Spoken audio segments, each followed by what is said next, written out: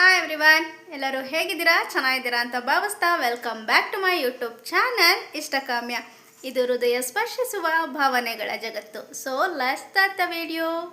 Because ಇದು ಹೃದಯಗಳ ವಿಷಯ, ಈ ವಿಷಯ ವಿಷಯ. ನಾನು ಇವಾಗ ನಿಮಗೆ ತೋರಿಸೋದಕ್ಕೆ ಹೊರಟಿರೋ ಐಟಮ್ ಬಂದು ವರಲಕ್ಷ್ಮಿ ಹಬ್ಬದ ಡೆಕೋರೇಷನ್ಗೆ ಯೂಸ್ಫುಲ್ ಆಗುವಂಥ ಪ್ರಾಡಕ್ಟು. ಒಂದು 3 step stand and backdrop stand.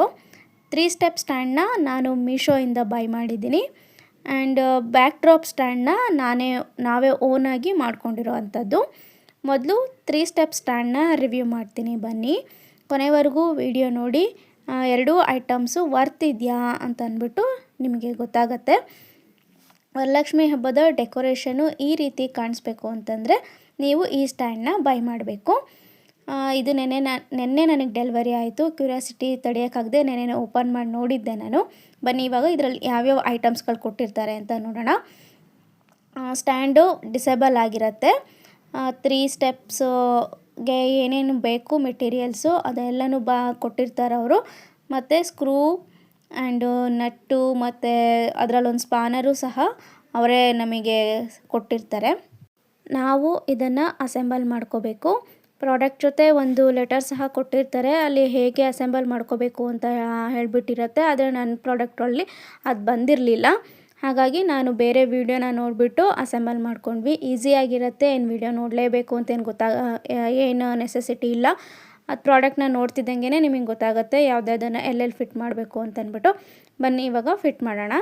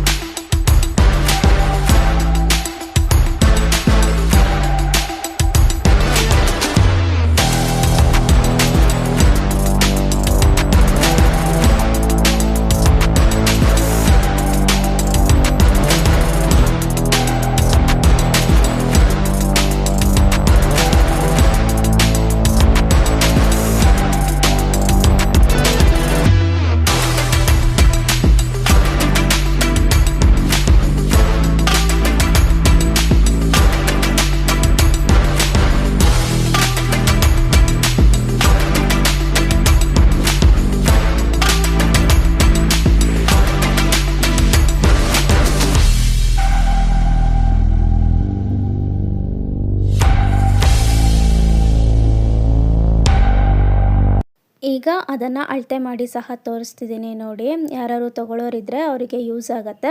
ಮೀಶೋದಲ್ಲಿ 82 ಸೆಂಟಿಮೀಟರ್ ಅಂತ ಕೊಟ್ಟಿದ್ದಾರೆ. ನಾವು ಅಳತೆ ಮಾಡಿದಾಗ ನಮಗೆ ಬಂದಿದ್ದು 80 ಸೆಂಟಿಮೀಟರ್ ಅಷ್ಟೇ. ಅಂಥ ದೊಡ್ಡ ವ್ಯತ್ಯಾಸ ಏನಿಲ್ಲ. 80 ಸೆಂಟಿಮೀಟರ್ ಇರುತ್ತೆ ಅದು. ಇದ್ರ ಪ್ರೈಸ್ ಬಂದುಬಿಟ್ಟು ನಾನು ಪರ್ಚೇಸ್ ಮಾಡಿದಾಗ 1700 ರುಪೀಸ್ ಇತ್ತು. ಫೈನಲಿ ಔಟ್ಪುಟ್ ಈ ರೀತಿ ಕಾಣಿಸುತ್ತೆ. ಇದ್ರ ಮೇಲೆ ಏನಾದ್ರು ಬಟ್ಟೆ ಏನಾದರೂ ಹಾಕಿಬಿಟ್ಟು ನೀವು ಅದ್ರ ಮೇಲೆ ಡೆಕೋರೇಷನ್ ಐಟಮ್ಸ್ಗಳು, ತಟ್ಟೆ, ದೀಪ ಏನು ಬೇಕಾದರೂ ಇಟ್ಕೊಂಡು ಡೆಕೋರೇಷನ್ ಮಾಡ್ಕೋಬೋದು. ಚೆನ್ನಾಗಿ ಕಾಣಿಸುತ್ತೆ, ವರ್ತ್ ಇದೆ. ಇನ್ನು ನೆಕ್ಸ್ಟ್ ಬಂದು ಬ್ಯಾಕ್ ಡ್ರಾಪ್ ಸ್ಟ್ಯಾಂಡು. ಇದನ್ನು ನಾವೇ ಓನಾಗಿ ಮಾಡ್ಕೊಂಡಿರೋವಂಥದ್ದು, ಅಂದರೆ ನಾನು ನಮ್ಮ ಮನೆಯವ್ರ ಕೈಲಿ ಮಾಡಿಸ್ಕೊಂಡಿರೋದು. ಇದು ಈ ರೀತಿ ಒಂದು ಮೆಟೀರಿಯಲ್ಲು ಕಬ್ಬಣ ಆಗಿರತ್ತಿದು. ಕೆಳಗಡೆ ಒಂದು ಪ್ಲೇಟ್ ಥರ ಕೊಟ್ಟು ಅದಕ್ಕೊಂದು ಪೈಪ್ ಕೊಟ್ಟು ಅದಕ್ಕೆ ಸ್ಕ್ರೂ ಸಿಸ್ಟಮ್ನ ಮಾಡಿ ಅದರೊಳಗಡೆಗೆ ಒಂದು ಪೈಪ್ನ ಹಾಕೋ ಥರ ಸಿಸ್ಟಮ್ ಮಾಡ್ಕೊಂಡಿರೋ ಅಂಥದ್ದು. ಕರ್ಟನಿಗೆಲ್ಲ ಹಾಕ್ತೀವಲ್ಲ ಆ ರೀತಿ ಪೈಪನ್ನ ತೊಗೊಂಡಿರೋ ಅಂಥದ್ದು. ಇದ್ರ ಅಳತೆ ಬಂದುಬಿಟ್ಟು 7x7 ತೊಗೊಂಡಿರೋದು. 3 ಪೈಪುಗಳನ್ನು 7 ಅಡಿ ಇದೆ. ಮತ್ತು ಇಲ್ಲಿ ಬ್ಯಾಕ್ ಡ್ರಾಪಲ್ಲಿ ಒಳಗಡೆ ಪೈಪ್ ಕೊಟ್ಟಿರೋದ್ರಿಂದ ಈ ಸ್ಟ್ಯಾಂಡಿಗೆ ನಾವು ಅದರಲ್ಲಿ 1 ಅಡಿ ಒಳಗೆ ಹೋಗುತ್ತೆ. ಹಾಗಾಗಿ 6 ನಮಗೆ ಸಿಗತ್ತೆ ಲೆಂತು. ನಾವು ಅದನ್ನು ಸ್ವಲ್ಪ ಹೈಟಿಗೆ ಸಹ ಮಾಡ್ಕೊಬೋದು, ಆವಾಗ ನಮಗೆ 7 ಸಹ ಸಿಗುತ್ತೆ. ಈ ಪೈಪಿಗೆ ಮೇಲ್ಗಡೆ ಹೋಲ್ ಮಾಡಿ ಅಲ್ಲಿ ನಟ್ಟು ಬೋಲ್ಟು ಸಿಸ್ಟಮ್ ಮಾಡ್ಕೊಂಡಿರೋ ಅಂಥದ್ದು. ಇನ್ನು ಈ ಕಡೆ ಸೈಡು ಇನ್ನೊಂದು ಸೈಡೂ ಅಷ್ಟೇ, ಅದಕ್ಕೂ ಆ ರೀತಿಯೇ 7 ಅಡಿದು ಒಂದು ಪೈಪನ್ನು ಒಳಗೆ ಹಾಕಿದಾಗ ಅದು 1 ಅಡಿ ಒಳಗೆ ಹೋಗುತ್ತೆ ಪೈಪು. ಆಗ ನಮಗೆ 6 ಅಂದರೆ 6 ಅಡಿ ಅಳತೆ ಸಿಗುತ್ತೆ ನಮಗೆ. ಅದನ್ನು ಸಹ ಹಿಂಗೆ ಸ್ಕ್ರೂ ಹಾಕ್ಬಿಟ್ಟು ಒಳಗೆ ಹಾಕಿ ಪೈಪನ್ನು ಸ್ಕ್ರೂ ಟೈಟ್ ಮಾಡಿದ್ರೆ ಅದು ಟೈಟ್ ಆಗುತ್ತೆ, ಗಟ್ಟಿಯಾಗಿ ನಿಂತ್ಕೊಳ್ಳುತ್ತೆ. ಸಿಂಪಲ್ಲಾಗಿ ಮನೆ ಒಳಗಡೆ ಬ್ಯಾಕ್ ಡ್ರಾಪ್ ಡಿಸೈನು ಹಾಕ್ಕೊಳ್ಳೋದಕ್ಕೆ ಅನುಕೂಲ ಆಗುತ್ತೆ. ನೆಕ್ಸ್ಟ್ ಇನ್ನು ಅಡ್ಡ ಪೈಪ್ ಬಂದುಬಿಟ್ಟು ಅದೂ ಅಷ್ಟೇ 7 ಅಡಿ ಇದೆ. ಇದಕ್ಕೂ ಅಷ್ಟೇ ಆ ಕಡೆ ಮತ್ತು ಈ ಕಡೆ ಹೋಲ್ ಮಾಡ್ಕೊಂಡು ಆ 2 ಪೈಪ್ಗಳಿಗೂ ಸಹ ಜಾಯಿಂಟ್ ಮಾಡ್ಕೋಬೇಕು. ಜಾಯಿಂಟ್ ಮಾಡ್ಕೊಳ್ಳೋಕೆ ಮುಂಚೆ ಕರ್ಟನ್ ನಾವೇನು ತೊಗೊಂಡಿರ್ತೀವಿ ಆ ಭಾಗನ ಮೇಲ್ಗಡೆ ಮಡಚಿ ಸ್ವಲ್ಪ ಹೊಲ್ಕೊಂಡಿರಬೇಕು. ನನ್ನ ಕರ್ಟನ್ನು ಸ್ವಲ್ಪ ಹೈಟ್ ಕಮ್ಮಿ ಇರೋದ್ರಿಂದ ಅದಕ್ಕೆ ನಾನು ಎಕ್ಸ್ಟ್ರಾ ಬಟ್ಟೆ ಕೊಟ್ಬಿಟ್ಟು ಹೊಲ್ಕೊಂಡಿದ್ದೀನಿ. ಹಾಗಾಗಿ ಮಾಮೂಲಿ ನಾವು ಕರ್ಟನ್ ಹೇಗೆ ಹಾಕ್ತೀವೋ ಆ ರೀತಿ ಆ ಪೈಪ್ ಒಳಗಡೆ ಬ್ಯಾಕ್ ಡ್ರಾಪನ್ನು ಹಾಕ್ಕೊಂಡಾದ್ಮೇಲೆ ಆ ಕಡೆ ಈ ಕಡೆ 2 ಸೈಡಿಗೂ ಸಹ ಸ್ಕ್ರೂ ಹಾಕ್ಬಿಟ್ಟು ಟೈಟ್ ಮಾಡ್ಕೊಬೇಕು. ಟೈಟ್ ಮಾಡ್ಕೊಂಡಾದ್ಮೇಲೆ ಕರ್ಟನ್ನ ನೀಟಾಗಿ ಸೆಟ್ ಮಾಡಿಕೊಂಡ್ರೆ ಈ ರೀತಿ ಬ್ಯಾಕ್ ಡ್ರಾಪ್ ರೆಡಿ ಆಗುತ್ತೆ ನಮಗೆ. ಇದು ನನ್ನ ಕರ್ಟನ್ ಬ್ಯಾಕ್ ಡ್ರಾಪು ಸ್ವಲ್ಪ ಹೈಟು ಕಮ್ಮಿ ಇದೆ, ಹಾಗಾಗಿ ಅದು ಕೆಳಗಡೆ ಸ್ವಲ್ಪ ಗ್ಯಾಪ್ ಕಾಣಿಸ್ತಾ ಇದೆ.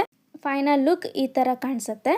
ಈ ರೀತಿ ಬ್ಯಾಕ್ ಡ್ರಾಪ್ ಸ್ಟ್ಯಾಂಡನ್ನು ನಾವೇ ಮಾಡ್ಕೊಳ್ಳೋದ್ರಿಂದ ಎಲ್ಲದಕ್ಕೂ ಖರ್ಚು ಮಾಡಲೇಬೇಕು, ಎಲ್ಲದಕ್ಕೂ ಹಣನ ಇನ್ವೆಸ್ಟ್ ಮಾಡಲೇಬೇಕು ಅಂತ ಏನಿಲ್ಲ. ಸ್ವಲ್ಪ ಯುನಿಕಾಗಿ ಯೋಚನೆ ಮಾಡಿಕೊಂಡು ನಮಗೆ ಹೇಗೆ ಬೇಕೋ ಆ ರೀತಿ ನಾವು ಮಾಡ್ಕೋಬೋದು. ಟ್ರೈ ಮಾಡಿ.